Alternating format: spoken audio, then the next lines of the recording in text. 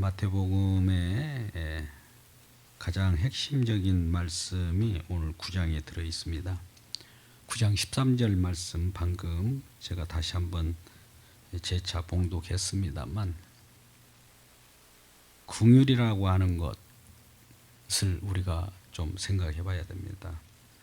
긍휼을 사랑이라고 표현할 수도 있고, 헤세드, 자비, 여러 용도로 쓰지만 사실은 헤세드 거기에 가깝고, 또 사랑, 사랑이죠. 사랑인데, 하나님의 사랑은 이와 같이 나타나는 거예요. 긍휼이라고 하는 것은 공의로 보면은 도저히 봐줄 수 없는 건데, 그 속에서 봐주는 거, 이걸 이제 긍휼이라고 하는 거예요.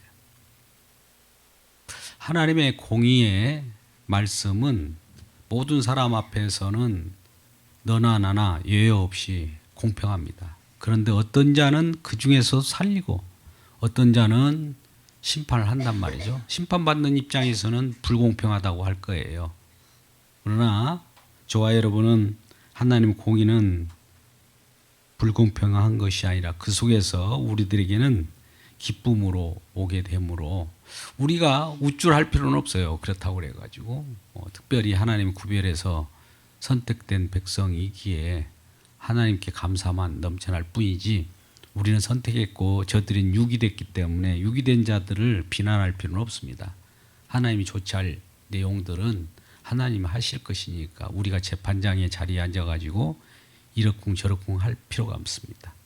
오직 우리는 절대 기준인 예수 그리스도, 더 나아가서 십자가를 기준 삼아서 모든 것을 생각해야 합니다. 오늘도 긍휼이라고 하는 것은 그렇습니다. 십자가예요, 사실. 심판 속에서 구원이 일어나고, 공의 속에서 사랑이 있다. 이 두 가지가 겹칠 수 없잖아요. 우리는 언약이라는 말씀을 많이 들었을 겁니다. 사실 언약, 어떻게 죄인과 의가 같이 이렇게 겹칠 수가 있을까? 도저히 이루어질 수 없잖아요. 거룩한 하나님을 만난 사람은 죽은데, 하나님은 그만큼 거룩하고 우리는 속되기 때문에 죽는 거예요. 하나님 본자는 본자도 없다고 그러잖아요. 왜 그럴까요? 근데 봤는데, 만났는데 살아있어요. 빛을 봤는데 어둠이 사라져버린 것이 아니라 어둠이 보존돼요. 어둠이 빛의 보호를 받아요. 이런 일이 있을 수 있을까? 이게 긍휼입니다. 우리는 긍휼을 알지 못하면 구원파에 빠집니다. 우리가 의화돼 가지고 하나님이 거룩하게 만들었고 의인이라고 하니까 우리가 의인이 되어버려 가지고 빛이 된 것으로, 빛을 발산하는 것으로, 물론 발산하는 그것이 반사해서 발산할 수는 있어요. 그러나 우리가 발광체는 아닙니다. 원천이 아니에요. 그런데 원천인 것처럼 우리는 이제 그렇게 됐다라고 하면 기분 좋잖아요. 또 그런 복음이 우리에게는 또 쏙쏙 들어오고, 거듭났다, 또 이런 표현을 많이 합니다. 거듭남의 표현을 두 가지로 표현해야 되는데, 거듭났다, 죄사함을 받았다, 이럴 때 거듭난 것을 가지고 이제 우리는 죄를 짓지 않는 자로 만들어버렸다, 이런 식으로 얘기하면 안 되죠. 요한일서에 보면 내가 범죄하지 아니하였다 하면 하나님을 거짓말하는 자로 만드는 것이요, 이런 표현이 있습니다. 그러니까 우리는 주님의 앞에서는 항상 낮아져야 되고, 주님 앞에서는 무릎을 꿇게 되어 있어요. 왜? 그분을 높이기 위해서 우리가 창조되었기 때문에 그렇습니다. 구원받는 내용도 마찬가지예요. 그래서 특별히 오늘 9장의 부분은 우리 굉장히 출애굽기 33장도 같은 맥락에서 흐르는 내용이기도 합니다만, 오늘 내용 보면 예수께서 어딘가에 다니다가 또 배에 올라서 건너가 본 동네에 이르렀다. 어디 동네에 이른 거예요. 부지런히 이리저리 다니면서 예수님이 사역을 하는 것을 우리가 볼 수 있어요. 이 한 구절만 봐도 예수께서 배에 오르사 건너가 본 동네에 이르니 침상에 누운 중풍병자를 사람들이 데리고 오거늘.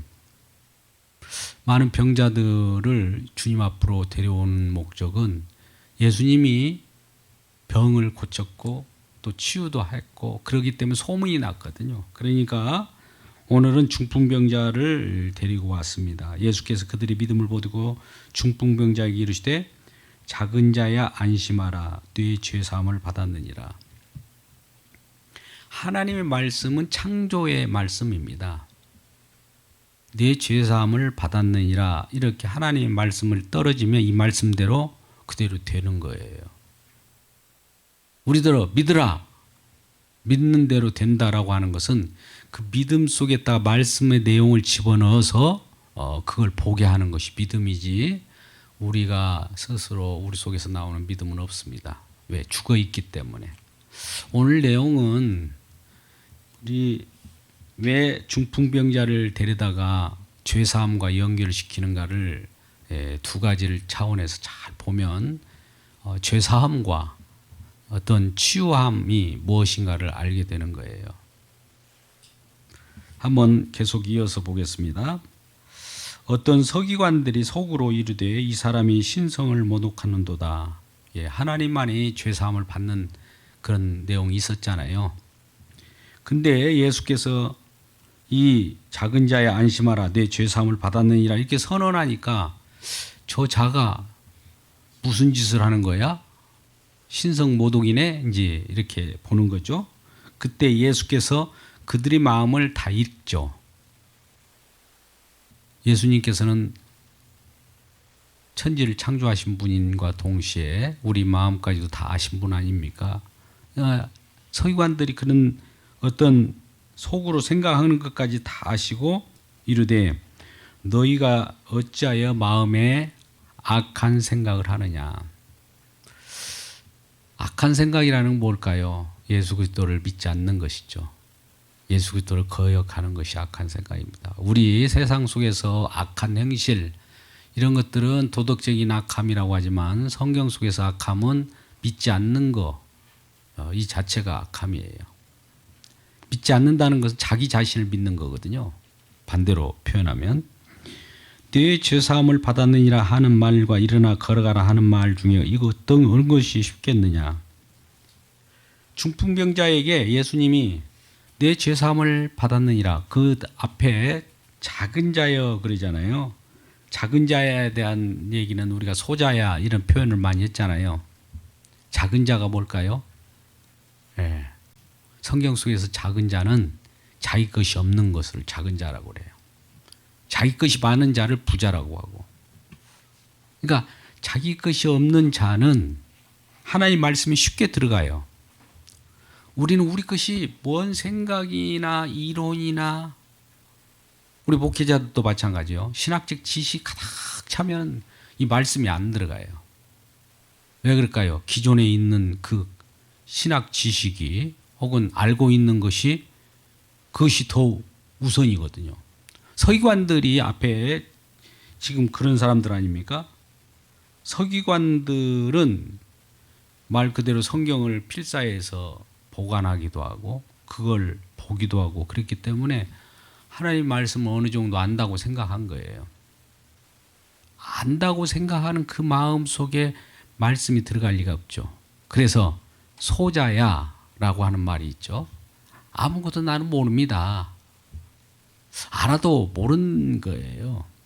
어제까지 알았던 것도 그냥 경험적으로 아는 것이지 하나님은 날마다 새로운 말씀으로 우리가 익숙함이라는 게 있어요. 제가 이런 표현을 자주 합니다. 익숙함이 무감각을 동반합니다. 그러니까 우리가 안다고 하는 것 때문에 하나님 말씀이 이렇게 우리 마음 가운데 들어올 수가 없어요. 벽이 돼요. 이걸 이제 우리 심리학적으로 방어 기제라고 하는 표현을 합니다. 딱 방어예요. 미리 저 사람이 뭐가 들어오는 것을 한번 경험했기 때문에 들을 때 조금 관성이 생긴 거예요. 마찬가지로 하나님 말씀이 임하면 쑥 들어가야 되는데 그걸 거부하는 인간의 본성도 있다 이거죠. 이 거부하는 본성이 없어야 되는데 없는 자를 이제 작은 자, 소자라고 표현하죠. 그래서 죄사함을 받았느니라 이 말씀이 쑥 말씀 그 자체가 들어가잖아요.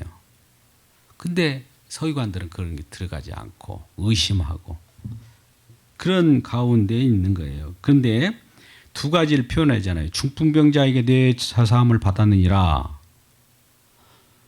중풍병자에게 이제 그런 말씀을 선언했는데 이런 말과 일어나 걸어가라. 중풍병자에 걸어가라 하는 것이 쉬워요.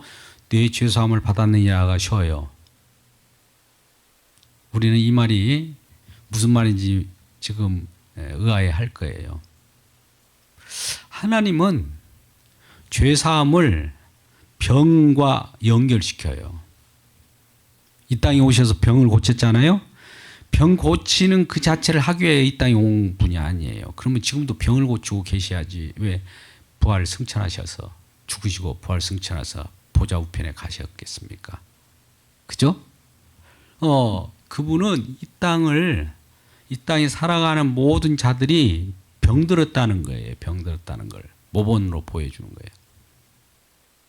나병 환자도 마찬가지. 이 세상이 나병 환자 같은 세상이다. 그러면 나병 환자 같은 세상에서 고침받아야 할 거 아니에요. 이걸 구원으로 표현하는 거죠. 중풍병자 같이 움직일 수 없는 자. 중풍병자라는 그 특성이 뭡니까? 스스로 마음대로 못하니까 이 중풍병자를 데려다가 예수님 앞으로 데려오는 거 아니겠습니까? 스스로 올 수 있으면 스스로 와서 치료를 받으면 될 텐데 중풍병자는 본인이 올 수가 없어요. 그래서 자기 힘으로 일어설 수도 없고 자기 힘으로 믿을 수도 없어요. 죽어 있다는 것을 전제로 하는 겁니다. 하나님 말씀은 이 세상이 다 죽어 있어. 예수님에 의해서 진단이 그렇게 됩니다. 왜 그러냐면 우리가 가끔 보면 이 인류의 첫 아담이 처음에는 무지 상태로 하나님 관계 속에서 사랑 관계 속에서 잘 지냈지 않습니까? 근데 외부에 온 세력에 의해서 하나님과 관계가 끊어졌어요. 끊어졌으면 그걸 죽음이라고 합니다. 그럼 하나님의 형상대로 지음받은 아담이 형상이 있을까요? 없을까요? 다 죽어버린 거예요.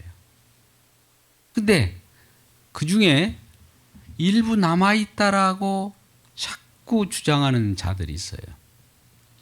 그래서 이성을 조금 작동시키면 그것이 살아난다. 이런 표현을 하는 거죠. 근데 하나님의 형상이 죽었다는 것을 이제 확실히 하기 위해서 아담의 아들, 이제 아담이 아들을 낳을 때 아담의 형상대로 아들을 낳아요. 하나님 형상대로 아들을 낳지 않습니다. 이제 하나님의 형상은 무너져 버렸고 아담의 형상, 죽은 형상으로 아들을 낳아요. 가인을 그렇게 낳죠. 그 이후에는 다 하나님의 형상대로 인간을 만들어내는 것이 아니라 아담의 형상이에요. 지금 모두가. 죽은 형상이에요. 그 죽은 형상대로 우리가 이렇게 살아가다가 이제 궁극적으로 예수님이 이 땅에 오니까 다 죽은 형상들이 있는 거예요. 하나님 형상은 절대 보이지가 않는 거죠. 그래서 그분이 내가 다시 제2 아담으로 이 하나님의 형상으로 예수님이 등극을 합니다. 이 세상을 다 죽었어요. 아담의 형상뿐이에요. 하나님 형상은 없어요. 그래서 우리가 골로새 1장 16절 말씀 같이 하나님의 형상인 예수가 이 땅에 온 거예요. 지금 하나님의 형상은 없어요. 예수밖에는. 아이고 만물의 영장인 인간이 하나님 형상을 지음받았으니까 하나님의 형상이야 하나님 형상이야 이럴 수가 없는 거예요. 다 죽었다는 걸 전제해요. 그러면 예수님이 이제 하나님의 형상으로 우리에게 다가오셔서 우리들에게 아버지와 약속한 그 내용을 실현하는데 우리가 하나님의 형상을 본받는 자가 돼요. 우리가 이게 지금 로마서 8장 29절 30절 말씀입니다만 하나님이 먼저 찾아오셔서 부르시고 부른 자들을 의롭다 하시고 의롭다 하신 자를 영화롭게 하셨다. 왜? 29절에 그렇게 말해요. 마다들의 형상을 본받기 하기 위하여. 본받는다는 것은 예수 형상을 우리가 따라간다는 거죠. 근데 그 형상이 우리 스스로 만들어지는 것이 아니라 마다들이 우리에게 형상을 입혀줘야 돼요. 옷을 입혀주는 것을 이제 아들의 형상을 본받는다고 하는 겁니다. 그렇다면 여기까지 우리가 좀 생각을 해볼 것이 우리는 죽었어요. 이미 죽었다는 것을 고백하는 자를 죄인이라고 하는 겁니다. 나는 죄인입니다. 안 죽었어 하는 사람들은 의인입니다. 이 말이에요. 이 말씀을 드리면 이런 생각을 할 수 있을 거예요. 예수 믿었는데 왜 내가 죄입니까? 이렇게 묻는 사람들이 더 있을 거예요. 근데 잘 들어보세요. 죄인입니다라는 것은 이 빛이 임할 때, 즉 의인이 곁에 오면 내가 죄인으로 드러나는 거예요. 의인이 오지 않으면 나는 항상 내가 의인인지 착각을 하는 거예요. 우리는 이미 죽었어요. 성경 속에서 하나님의 형상이 무너졌어요. 하나님과 결별했어요. 이미 죽었다고 원수되었고 죽었던 너희를 원수됐던 너희를 이 로마서 5장의 내용 아닙니까? 죽었던 우리들을 에베소서도 그렇게 하고 죄인 되었을 때 이미 또 과거예요. 이미 죄인 우리는 죄인 되었을 때 하나님 찾아온 거예요. 그래서 우리가 찾아올 때 의인이 찾아오기 때문에 우리 죄인이 되는 거예요. 예수님께서 그런 말씀하셔요. 내가 너에게 오지 않았다면 너희 죄가 없었으려니와 또 내가 너에게 오므로 말미암아 너희가 죄인으로 들통난다. 또 혹은 요한복음 9장 같은 경우는 본다 하니 너희가 본다 하니 보지 못한 자가 된다는 것이죠. 그 역설인 거예요. 왜 그러냐면 예수님이 있는 곳에는 예수님이 계시면은 예수님 혼자만이 빛이고 생명이고 예수님 혼자만이 모든 것이기 때문에 그래요. 그래서 그 앞에서는 우리가 죄인입니다 하면 이것을 죄인 우리 주님께서는 그걸 감싸고 이렇게 한 패키지를 만들어요. 이걸 가지고 언약이라고 합니다. 언약은 결합이에요. 언약은 엮임입니다. 가끔 저도 이제 기억에 남게 하기 위해서 나 누구하고 엮이지 않으려고 그랬는데 엮이는 것이 언약이에요. 근데 누구하고 엮여야 됩니까? 아멘. 예수님과 엮이는 예수님이 엮이게 하기 위해서 왔어요. 아까는 하나님과 결별됐잖아요. 결별됐기 때문에 엮이게 하기 위하여 약속을 하고 내가 너와 엮였어. 앞으로 결속된 관계로 내가 들어갈 거야. 근데 결속되려고 하니까 이 결속이 됩니까? 거룩과 속됨이 결속이 돼요? 의인과 죄인이 결속이 됩니까? 안 되는데 그걸 만들어냈다 이거예요. 이게 복음이에요. 어떻게 의인과 죄인이 이렇게 결합될 수 있을까? 그것은 바로 피를 흘려야 되는 거예요. 죄인을 감싸줘야 돼요. 의인이. 그러면 감싸는 방법은 뭐냐? 옷을 입히는 방법은 뭐냐? 의인이 피를 흘려서 죄인을 감싸버려야 돼요. 근데 예수님은 그 의인으로서 피를 뿌려주는 피의 효력이 너무나 강하고 효력이 커서 이 세상 많은 사람을 다 사고도 남을 수 있는 그런 피의 효력이에요. 그런데 그 피의 효력이 다 적용시켜주면 얼마나 좋을까요? 그런데 거기에 대해서 어떤 자에게는 그 효력이 미칠 수 있고 어떤 자에게 효력이 미쳐도 이걸 받아들이지 않는 자가 있죠. 예수님은 이미 십자가에서 이 피의 효력을 공지했고 또 심지어 노아 때까지 이 복음이 노아의 옥의 영에까지 다 전달됐다고 그래요. 이게 옥의 영에 지옥의 영들까지도 다 이 복음이 전달됐는데 그들은 받아들이지 않았다는 얘기예요. 그러니까 의인이 죄인과 함께 이렇게 같이 있을 수 있을 이 상황은 도저히 생각할 수 없는데 어떻게 이런 일이 만들어졌을까? 하나님이 이 땅에 우리를 만나려고 하면 우리를 만날 수가 없는데 그분이 낮아지심이에요. 우리 빌립보서 2장 9절 같은 경우 그분이 본체 하나님이시나 종의 형체를 가지고 우리 속에 들어온 거예요. 들어올 때 누구를 만나러 옵니까? 내가 누구를 찾으러 왔다고 그러죠. 누구를 찾으러 와요? 나 의인 찾으러 왔다 이렇게 옵니까? 아니면 죄인을 찾으러 왔다고 옵니까? 오늘 죄인을 찾아온 거예요. 누가요? 의인이. 의인은 이 땅에 오신 목적이 있어요. 죄인을 찾아러 왔지 이 땅에 의인 찾으러 오지 않았습니다. 이 땅에서는 의인이 없었거든요. 이걸 구약식으로 표현하면 소돔과 고모라에 의인 50명이 없었어요. 45명도 없었어요. 40명도 없었어요. 35명? 20명? 없었어요. 15명? 없었어요. 10명? 없었어요. 아, 없구나. 거기에 세봐야 소용없죠. 세상에는 의인이 없다는 것을 알고 멸망을 예시적으로 보여준 거예요. 그런데 하나님의 약속을 믿는 아브라함이 있어요. 아브라함. 그는 세상의 의의를 믿는 것이 아니라 세상의 어떤 우리의 옳은 행실을 믿는 것이 아니라 누군가 와서 정말 이런 우리들 의가 없는 것 때문에 언약의 주님, 언약의 하나님, 언약의 아브라함 언약이라고 하는 것은 새롭게 만드는 어떤 분이 오셔야 된다는 걸 믿었기 때문에 그의 기도에 의해서 기도라고 하는 것은 뭐냐? 하늘과 이 땅에 연결되는 기도라고 그래요. 하늘 세계에서 언약이 이 땅에 펼쳐지니까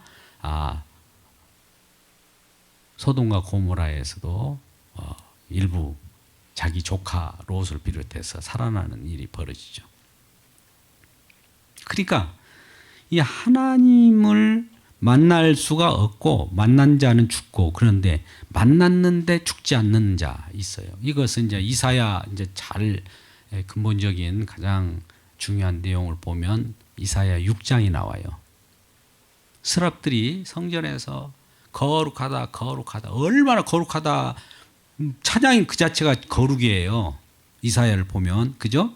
6장을 보시면 그러니까 쌍날개로 위로 나르고 두 개는 펼치며 밑에는 가르면서 거룩하다 하는 성전 속에 이사야가 그 광경을 봤네. 이 천사만 봐도 하나님의 대리자니까 그 광경을 볼 때 나는 죽게 되었다 그러거든요. 왜? 하나님을 봤기 때문에. 죽었다 이거예요.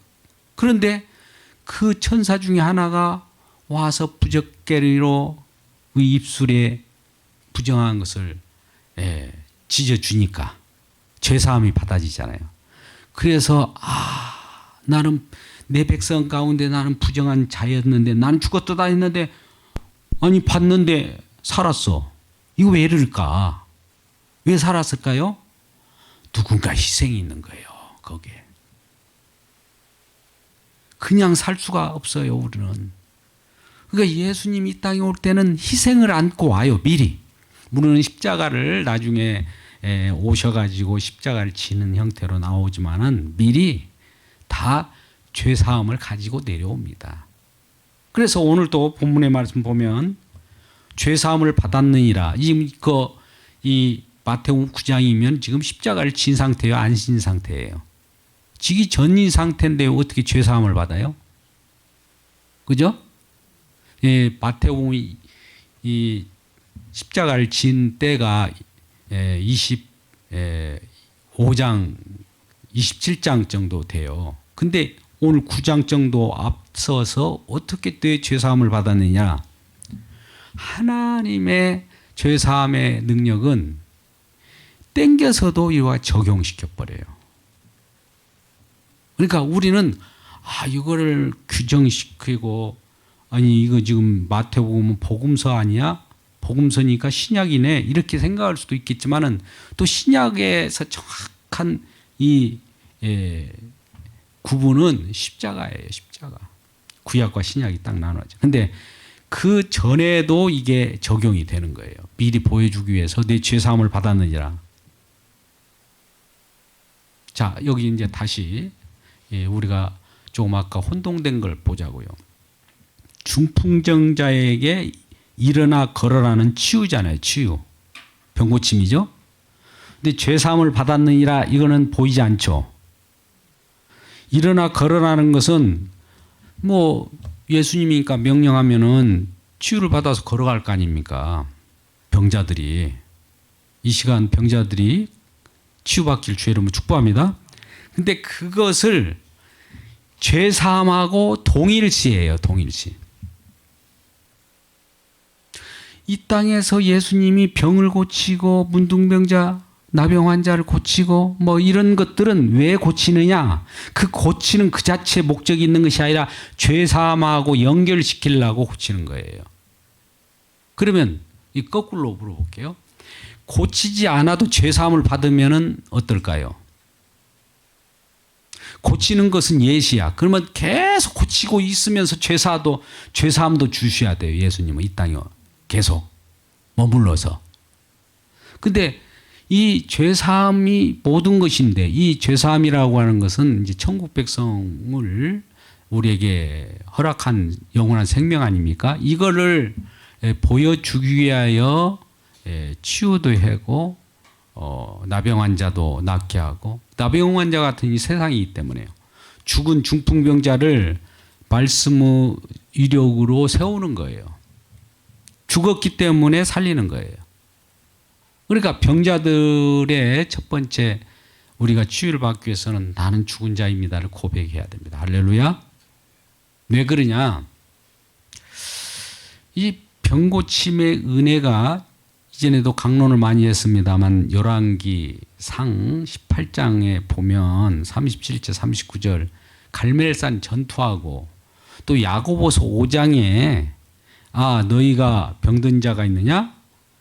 장로를 권하여 같이 병고침을 위하여 기도하라 하잖아요. 그게 뭐냐면은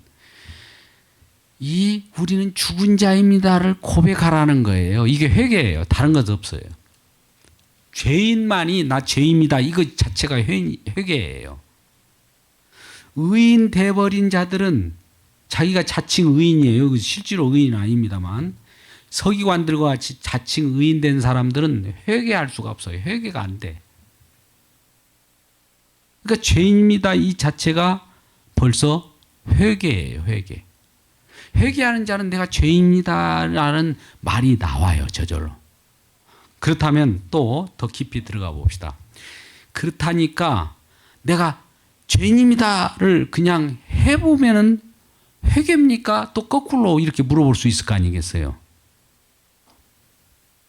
같은 말 있습니까?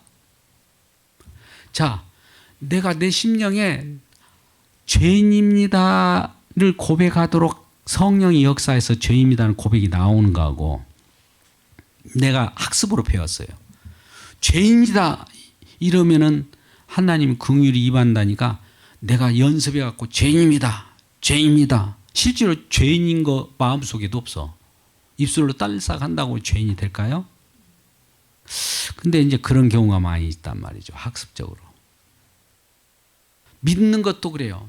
믿습니다 하면 믿어진다는 식으로 가르치는 거나 죄입니다 이렇게 하면은 죄인이 됩니까? 안 되죠. 하나님의 말씀이 임하고 성령이 역사하면 우리 마음이 죄인입니다를 알아요. 회개가 나와요. 회개를 그러니까 이 회개는 우리 마음대로 할 수 있는 상황이 아닙니다. 내가 막 아무리 막 울고 그러고 싶어도 울어집니까? 하나님 마음을 동의해야 울어지는 것이죠. 그래서 이런 부분들을 놓고 오늘 아까 이제 이런 부분을 하면서 중풍병자를 일어나 걸어라. 이건 중풍병자를 일어나 걸어라라고 하는 이 모습을 보고자 하는 사람들 누구냐? 서기관들과 바리새인들이에요. 유대인들이에요. 유대인들은 뭘 구해요? 그들의 습성들이 뭡니까? 하나님 말씀 보면 무조건 기적이나 표적을 보려고 그래요. 그들이 말하는 표적은 진정한 십자가가 아니라 이적만 보려고 하는 거예요. 또 이방인들, 헬라인들은 뭐예요? 지식, 철학, 뭐 강론 이런 쪽이에요. 스토아 철학이라고 하는 것은 뭐 지혜의 어떤 밝은 지혜를 추구하는 그런 내용들이죠. 뭐 인간 사회 속에서 철학이라는 것은 굉장히 중요한 것이기도 해요. 인문학을 비롯해 갖고. 그런데 진정한 철학이라고 할까? 생명을 주는 지혜여야 하잖아요. 이 성령의 지혜밖에 없죠. 인간의 철학으로서는 아무 말 그대로 개똥 철학밖에 안 되는 건데. 그러니까 지금 죄사함을 받았느니라는 눈에 보이지 않잖아요. 그죠? 눈에 보이지 않는 거니까 사람들은 눈에 보이는 걸 원하는 것이 바리새인과 서기관들이에요. 눈에 보여야 된대. 은사 뭔가 보여야 된다. 그런데 막 쫓아다니 보러 다니는 거예요. 우리 믿음이 기적일까요? 이거 믿음이 보여요? 우리 속에 딱 믿음을 집어넣어 줬는데 사실 이처럼 큰 표적이 어디 있습니까? 아무나 못 믿어지는 건데 믿은 것은 그렇게 믿어가지고 되겠어? 실제로 보여야지. 보이는 것은 사실은 이건 가짜 믿음이에요. 별것도 없는 거예요. 근데 우리는 보고 믿으려고 하는 것은 뭐냐?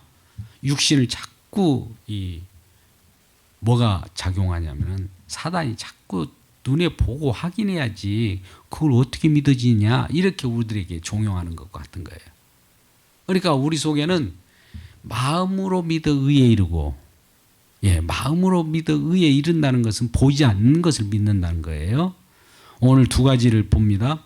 일어나 걸어라 이런 것만 보려고 한다고 유대 바리새인들은. 근데 그거 하고 죄사함을 받았느니라 어떤 것이 쉽냐? 인간은 우리로서는 두 개 다 어렵죠. 어떻게 그게 가능합니까? 근데 예수님 입장에서는 이거나 다 쉬운데 궁극적으로는 죄사함이라는 거예요. 죄사함. 자, 그러면 여기과 오늘 중풍병자가 나왔는데 누가복음에 보면 이 나병 환자가 치유를 받아요. 10명이. 근데 한 명이 예수님 앞으로 돌아왔어요. 9은 거기서 치유받고 다 자기 갈 길로 갔어요. 그리고 예수님이 9은 어디 갔느냐 그렇게 물어보잖아요. 자, 이 말은 뭘까요? 몸에 치유를 받아버리니까 예수님을 떠나버렸어요. 치유받아갖고 예수님께로 온 자가 있어요. 이 사람이 죄사함 받은 자예요. 지금 중풍병자가 일어나 걸어가지만 몸에 치유는 받았을지 모르지만은 죄사함을 못 받을 수도 있잖아요. 오늘날 치유가 된다고 해서 죄사함 받는 건 아니에요. 예수님은 지금 나병 환자의 9을 찾는데 9은 그냥 몸에 건강해서 가버렸어요. 근데 이 생명을 얻지는 못했어요. 그러니까 오늘날 이렇게 믿을 가능성이 있어요. 이전에 저는 어느 분을 제가 이제 부교역자 생활을 할 때 날마다 이제 저 안산에 선부동이라는 데가 있어요. 근데 거기에 이제 차를 픽업을 하고 그런데 어느 할머니가 계시는데 참 그분이 남묘오란계 거기서 이제 병의 치유를 받았어요. 그러니까 반복적인 남묘라는 게 그것만 이 반복하는 구절이잖아요. 근데 그들도 치유는 받았단 말이에요, 처음에. 근데 남묘란 게 이걸 믿었다고 해서 구원받습니까? 치유는 받을 수 있어요.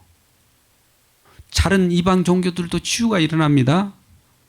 근데 죄사함을 못 받잖아요. 그러면 오늘날 치유가 일어나는 것이 다 그럼 죄사함 받는 거냐? 아니라는 거죠. 뭐 어느 것이 중요할까요? 죄사함 받고 치유는 그냥 나타나든 안 나타든 크게 의미가 없는 거예요. 죄사함이 중요한 거죠. 그러면 오늘날 이제 우리 적용해 봐요. 사실 많이 병원이나 또 치유함을 받고 회복이나 이런 걸 원하는 분들의 안타까운 심정이 있어요. 저도 문병을 하고 또 떠나보내는 분들도 많이 있어서 이 장례식도 치러보기도 했지만 병문안을 가서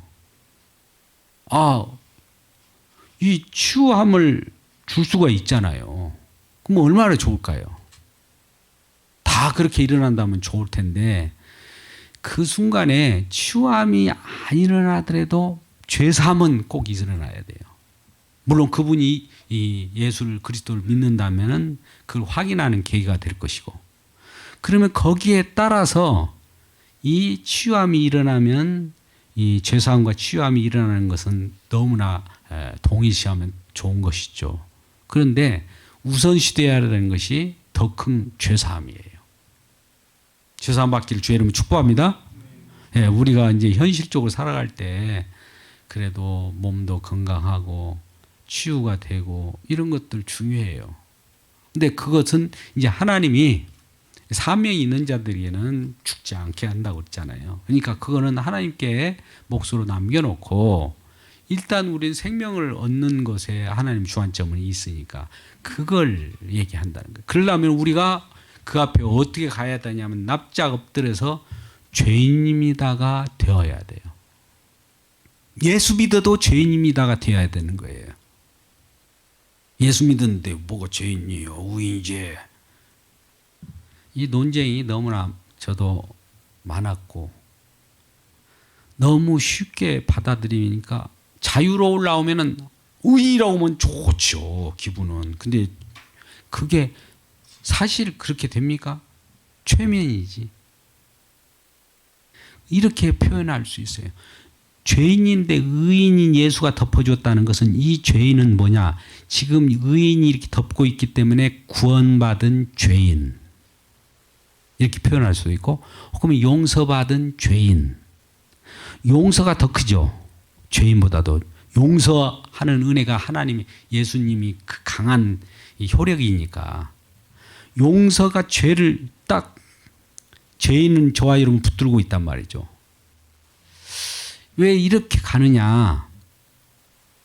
이러지 않으면 우리 주님으로부터 벗어나거든요. 이 주님 그동안 나 구원해 주셔서 감사합니다. 나도 이제 나도 의인이니까 예수 그리스도 의인이여 안녕 나도 의인이야. 이렇게 예수님을 떠나버려요. 이것이 구원파예요. 예수님은 우리를 딱 밀착했잖아요. 언약이라는 거. 끝까지 밀착하려고 피를 흘리고 계속 지금 가고 있는 거예요. 이걸 제가 이제 표현한 단회적 사건이지만 단회적이라는 것은 뭐냐면은 일생일대 처음 시작한 것 그것이 계속 가는 거예요.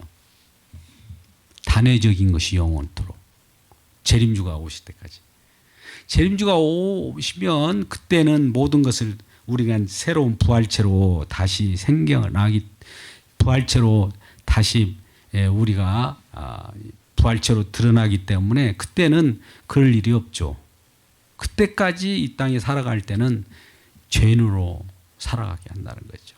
그러면 날마다 우리가 예수 믿고 예전에 이런 말을 많이 들었을 거예요. 아유 예수 믿는데 아직도 죄인이라고 하냐, 질지 짜냐. 질지 짜는 것이 아니라 누가 질지 짜고 싶어서 짠 것이 아니라 성령께서 그와 같이 어떤 사람은 눈물 주고 회개를 할 때도 회개의 기쁨도 있어요. 회개가 막 질질 짜는 것만 있는 것이 아니라 회개하니까 너무나 속에 있던 것이 다 퉁 터져서 뭐라고 할까요?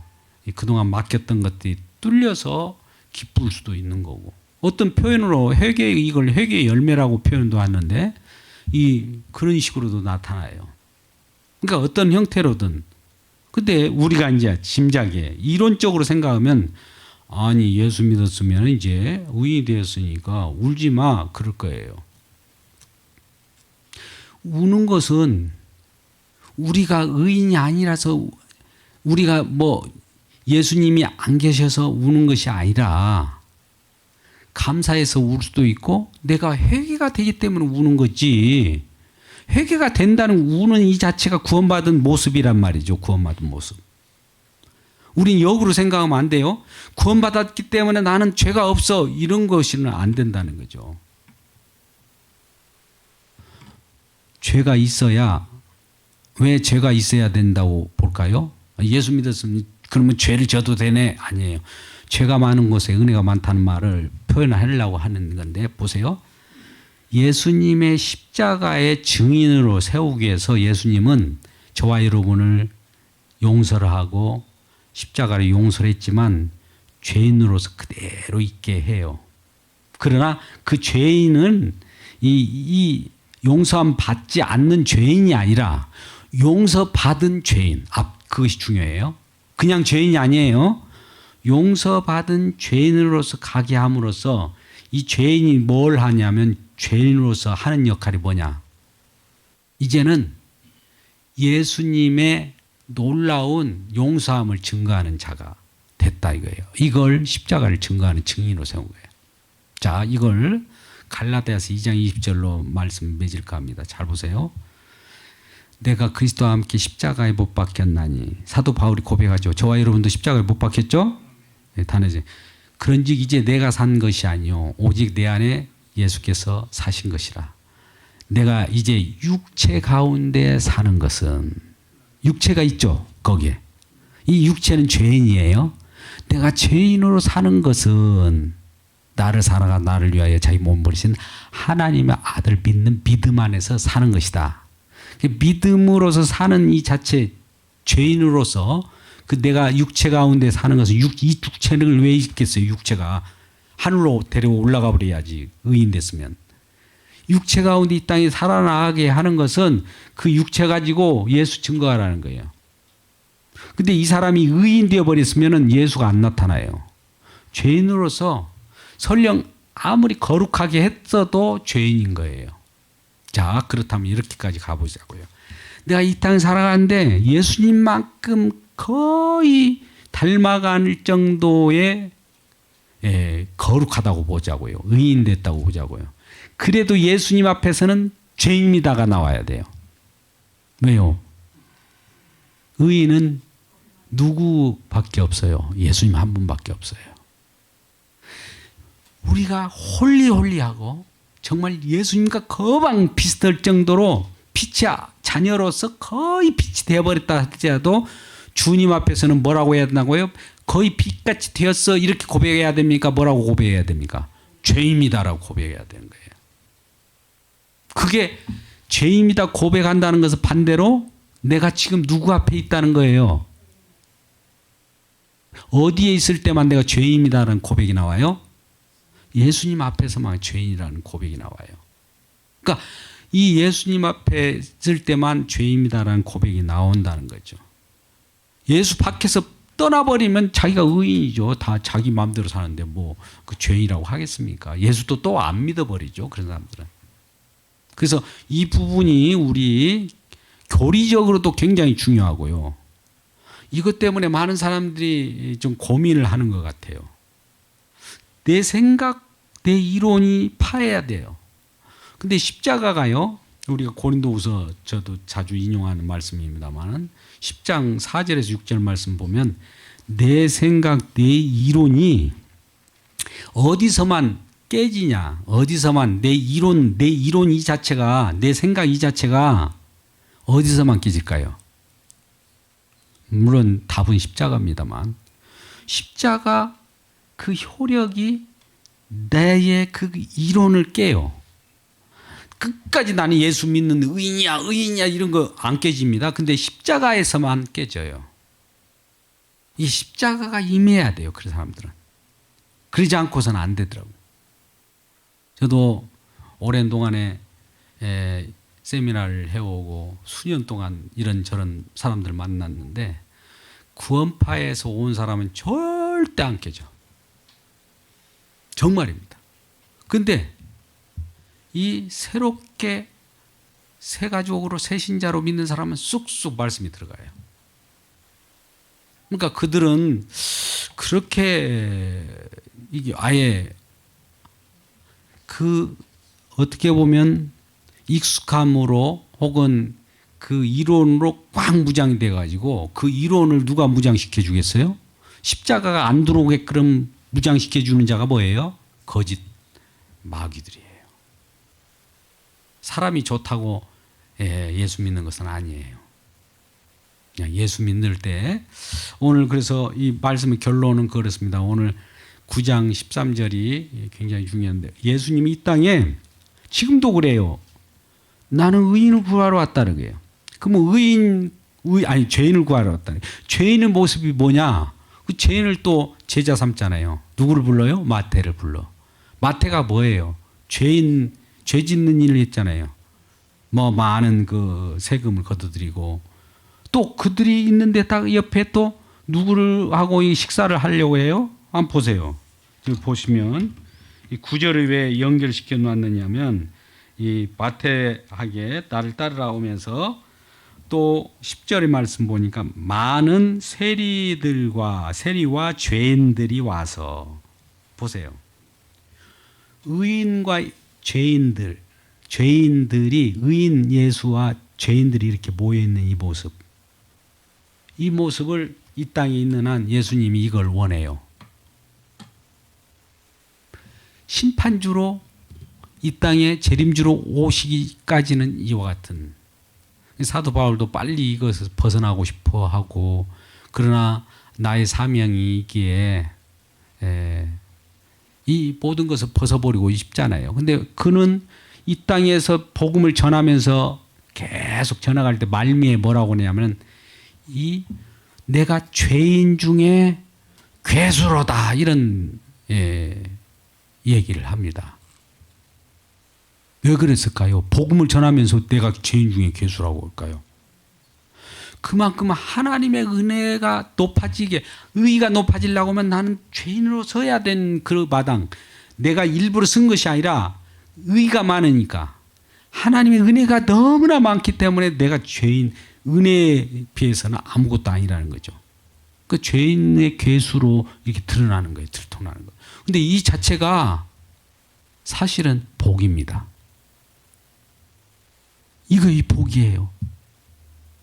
이러한 주님의 놀라운 복을 얼싸안고 살아가는 우리 모두가 되기를 주의 이름으로 축복합니다. 기도하겠습니다. 아버지 하나님, 죄사함을 받았느니라 일어나 걸어라 어느 것이 쉽냐고 물어볼 때 정말 우리 주님은 죄사하는 그것을 위하여 이 땅에 오셨습니다. 죄 때문에 우리가 슬픔이 오고 죽음이 오고 또 한시적인 생명으로 살아갑니다. 그러나 영원한 생명을 주시기 위하여 이 땅에 오셨사오니 우리를 불쌍히 여기시고 우리가 죄인임을 고백하오니 주여 우리를 하나님의 생명 가운데 인도하여 주옵소서. 오늘도 변함없이 주님의 십자가가 우리에게 작용됨으로 우리가 죄인임을 고백합니다. 성령께서는 이와 같이 우리를 죄인임을 고백할 수 있도록 오늘도 부단히 우리를 책망하시고 우리 속에 있는 내부에 있는 모든 그릇된 것들을 드러나게 하시며 또 그것을 통해서 예수님이 돌아가셨다는 이 사실을 증언하는 증언자로 세웠다는 이 사실을 기억하고 오늘도 기뻐합니다. 우리 주님, 이란 우리들이 우리 주님과 동행함으로 거뜬 이길 수 있습니다. 주님, 우리가 구원받은 백성으로서 불쌍히 여김을 받은 주의 자녀로서 거뜬히 이겨나갈 수 있도록 도와주옵소서. 예수님의 이름으로 기도드리옵나이다. 아멘.